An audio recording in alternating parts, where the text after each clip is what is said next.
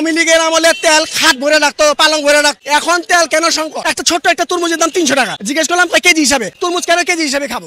এই মুহূর্তে আমরা শেখ হাসিনারে মিস করতেছি। শেখ হাসিনা সেই রেসিপি মিস করতেছি। আমরা রেসিপি পাই না। কাঁঠালের বার্গার সিন্ডিকেট আপনার মতো আমার মতো লোকজনই করতেছে নাকি? উনি উপরে ফেরেস্তা করতেছে, আমরাই করতেছি। আগে সিন্ডিকেট হতেছি, এখন সিন্ডিকেট হতে। আপনি তরমুজ দেখেন, একটা ছোট্ট একটা তরমুজের দাম 300 টাকা। জিজ্ঞেস করলাম কেজি হিসাবে, তরমুজ কেন কেজি হিসাবে খাবো? তরমুজ হবে পিস হিসাবে।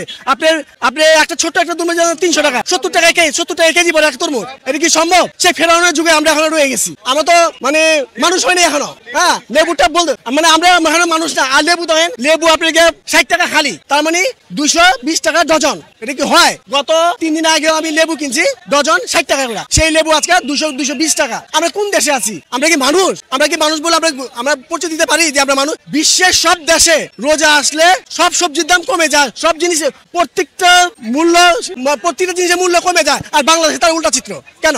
বাংলাদেশে দেখেন আপনার তেলের স্মাতি করতেছে। আপনার তেল আগে আচ্ছা, আমার একটা কথা, আওয়ামী লীগের আমলে তেল খাট ভরে রাখতো, পালং ভরে রাখতো, জাহাজ ভরে রাখতো। এখন তেল কোথায় যাচ্ছে? এখন তেল কেন সংকট? আবার তোরা মানুষ হ, আমরা মানুষ হইনি এখনো। আপনি বলতেছেন যে সরকারের ব্যর্থতা। না ভাই, সরকারের কোনো ব্যর্থতা নাই। এটা আওয়ামী লীগ সরকার না, বুঝছেন? এটা আপনাকে সরকার যথেষ্ট চেষ্টা করতেছে, পারতেছে না। আসলে আমরা জনগণ খারাপ, আমার জনগণ ভালো না। আপনি দেখেন শসা 80 টাকা কেজি, যে শসা ছিল 40 টাকা করে কেজি। আপনার আপেল 350 টাকা কেজি, পেঁপে 250 টাকা কেজি। আপনি কোনো জিনিসের দাম কম না। এই মুহূর্তে আমরা শেখ হাসিনারে মিস করতেছি। শেখ হাসিনা সেই রেসিপি মিস করতেছি। আমরা রেসিপি পাই না। কাঁঠালের বার্গার, হ্যাঁ, তারপরে গিয়ে আপনার পেপেনি, তারপরে আপনার পেঁয়াজ ছাড়া তরকারি, তেল ছাড়া তরকারি।